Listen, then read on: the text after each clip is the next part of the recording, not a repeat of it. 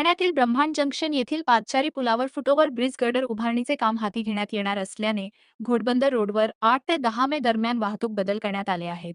Thane police आयुक्तालयाच्या निर्देशानुसार वाहतूक विभागाचे पोलीस उपआयुक्त पंकज शिरसाट यांनी कासारवडवली वाहतूक उपविभाग हद्दीत वाहतूक बदलाची अधिसूचना जारी केली आहे.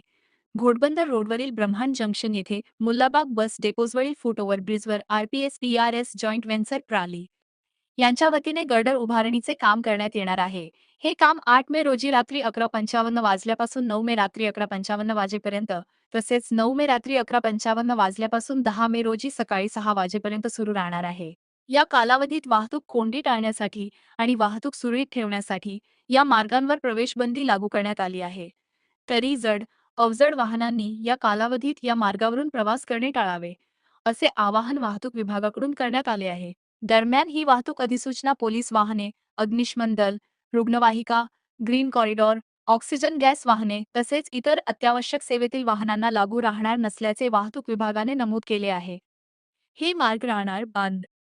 घोडबंदर रोडवरील ब्रह्मांड सिग्नलकडून मानपाडा ब्रह्मांड सिग्नल मार्गे कापूरबावडीकडे जाणाऱ्या सर्व प्रकारच्या वाहनांना प्रवेश बंद करण्यात आला आहे.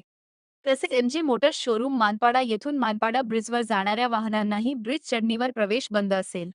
पर्यायी मार्ग कापूरबावडीकडे जाणाऱ्या वाहनांनी ब्रह्मांड सिग्नलवरून डावीकडे वळून ब्रह्मांड सर्कल, आझादनगर रोड, लोढा आमारा समोरील चौक, कोलशेत ढोकाळी रोडमार्गे कापूरबावडीकडे जावे, असे आवाहन करण्यात आले आहे.